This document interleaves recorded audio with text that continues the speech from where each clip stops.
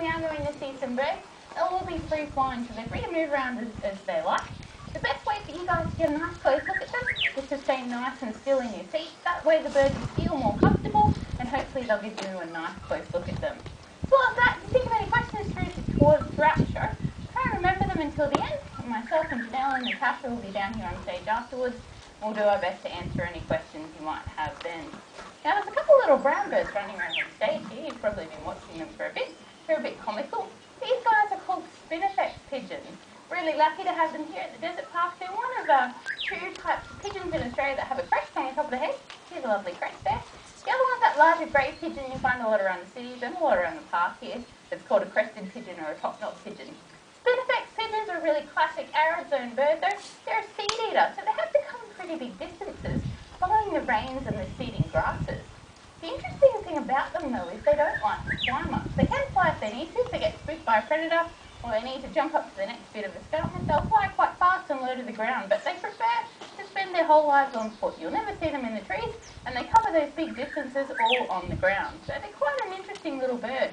You can see how well they blend in with the rocky areas there. That's typically where you'll find them. Places like this range here behind me, great places are gaps and gorges that you'll see these guys. Places like Kings Canyon and Palm Valley, Ormiston Gorge, places like that. Make sure you look out for them. They can be quite hard to spot. That beautiful camouflage against the rocks, but they're a really worthwhile bird to spend some time watching. Really interesting little bird. Coming into the breeding season at the moment, so the males are doing some nice little displays and dances for the females if you keep your eye on them. Now, spinifex pigeons are what we call a daytime active or a diurnal bird. So just the same as us people, they're out and about during the day. Here in Central Australia though, we have a lot of animals who are actually nocturnal. Makes a lot of sense. Out here in summer, it's pretty hot in the middle of the day. We don't really like to be out and about. A lot of animals don't like to either. It's just a bit too hot. So they actually spend their day sleeping, hiding away somewhere nice and cool, and they come out and become active after dark when it's a little bit cooler. Aren't they great? They're so fantastic. So nocturnal animals will hide away during the daytime in caves and crevices. Lots of places on the range here behind me for nocturnal animals to be hiding, in hollows and trees, in burrows under rocks and logs, things like that.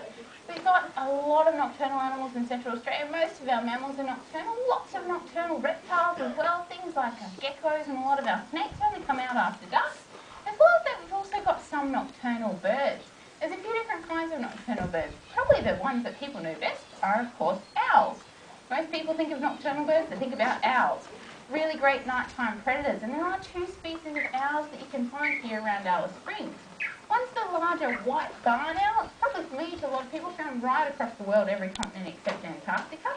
The other one is Australia's